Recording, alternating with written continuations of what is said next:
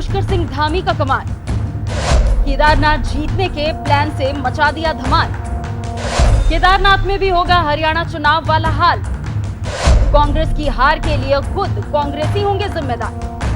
कांग्रेस के प्लान पर भारी पड़ा धामी का वार।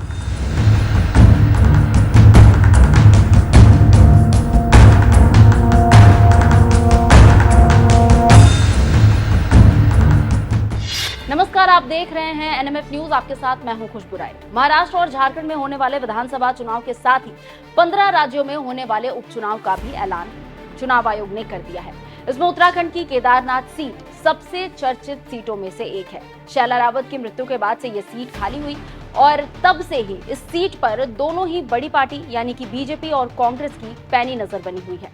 बीजेपी और सीएम धामी के लिए ये सीट प्रतिष्ठित सीटों में शुमार है और अब उसे ही जीतने के लिए सीएम धामी ने ऐसा जाल बिछा दिया है, ऐसी रणनीति बना ली है जिसे भेद पाना कांग्रेस के लिए मुश्किल ही नहीं नामुमकिन हो गया है। और अब इसी बीच उत्तराखंड के एक पत्रकार की एक ट्वीट ने खलबली मचा दी है। उन्होंने ट्वीट कर कांग्रेस में गुटबाजी होने और उत्तराखंड में पुष्कर सिंह धामी के आगे कांग्रेस को बौना दिखा दिया है। सबसे पहले ये ट्वीट पढ़िए। पत्रकार अजीत सिंह राठी अपने एक्स हैंडल पर एक पोस्ट करते हुए लिखते हैं, ऐसा लगता है कि कांग्रेस ने केदारनाथ उपचुनाव में भाजपा को जिताने की जिद पकड़ ली है।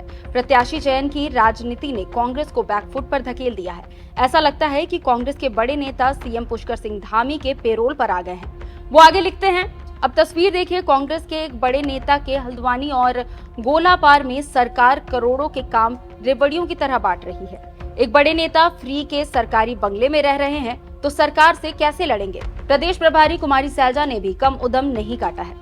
गणेश गोदियाल को केदारनाथ का पर्यवेक्षक बना दिया और प्रदेश अध्यक्ष करण महरा को खबर ही नहीं।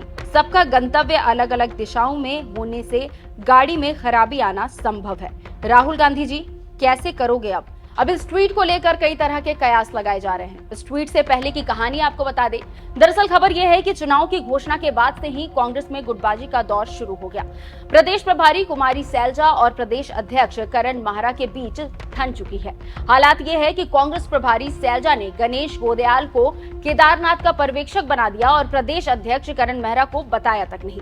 दोनों के बीच की लड़ाई अब साफ तौर पर देखने को मिल रही है और ये कांग्रेस को एक बड़ा नुकसान पहुंचा भी रही है। अगर इसे हरियाणा से जोड़कर देखें तो याद होगा आपको कि सैलजा हरियाणा कांग्रेस का एक बड़ा नाम, बड़ा चेहरा रही थी और हरियाणा चुनाव में भी कुछ खास कमाल वो नहीं कर पाई थी।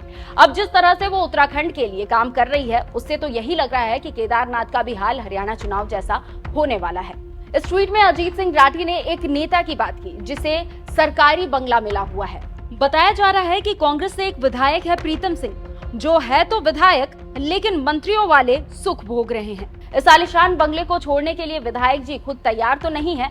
उधर धामी सरकार ने भी इन्हें ना निकाल कर एक बड़ा तगड़ा गेम खेल दिया है। चुनाव में विपक्ष इन वजहों से अपने काम करने से असहज तो जरूर महसूस करेगी।